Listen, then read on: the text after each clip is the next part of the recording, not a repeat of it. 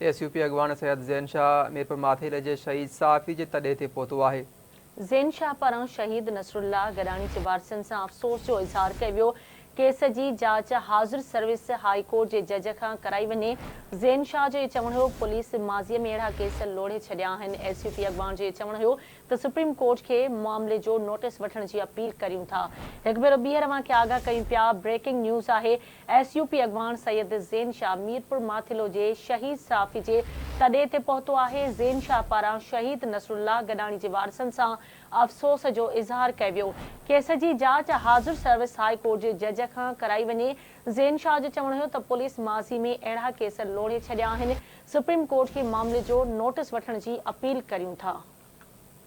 SUP अॻवान सैयद ज़ैन शाह मीरपुर माथेर जे शहीद साफ़ी जे तॾे ते पहुतो आहे। ज़ैन शाह पारां शहीद नसरुल्लाह गडानी जे वारसनि सां अफ़सोस जो इज़हार कयो आहे। केस जी जांच हाज़िर सर्विस हाई कोर्ट जे जज खां कराई वञे। ज़ैन शाह जो इहो चवणु आहे त पुलिस माज़ीअ में अहिड़ा केस लोड़े छॾिया आहिनि। एसयूपी अॻवान जो वधीक अहिड़ो चवणु आहे। सुप्रीम कोर्ट खे मामले जो नोटिस वठण जी अपील करूं था।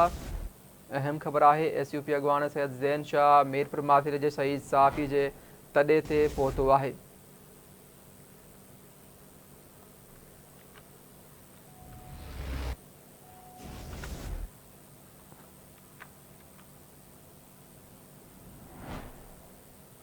कराची जे इलाइक़े मुशरफ कॉलोनी में इंसारी मस्जिद भरिसां रोड हादसे में हिकु ॼणो फौत थी वियो आहे।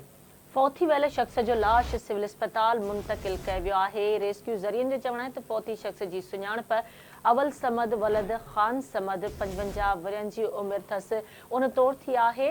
अहम ख़बर सां शेयर कयूं पिया। कराची जे इलाइक़े मुशरफ कॉलोनी में इंसारी मस्जिद भरिसां रोड हादसो पेश आयो आहे, जंहिंमें हिकु ॼणो फौत थी वियो। फौत थी वियल शख़्स जो लाश सिविल अस्पताल मुंतक़िल कयो वियो आहे। रेस्क्यू ज़रियनि मूजिबि फौती शख़्स जी सुञाणप अवल समद वलद ख़ान समद 55 वरियनि तौर थी आहे। कराची जे मुशरफ कॉलोनीअ में अंसारी ब्रा मस्जिद भरिसां रोड हादसो थियो आहे। हिकु ॼणो फौत थी वियो आहे। फौत थी वियल शख़्स जो लाश सिविल अस्पताल मुंतक़िल कयो वियो आहे। फौती शख़्स जी सुञाणप अवल समद वलद ख़ान समद 55 वरियनि तौर थी आहे।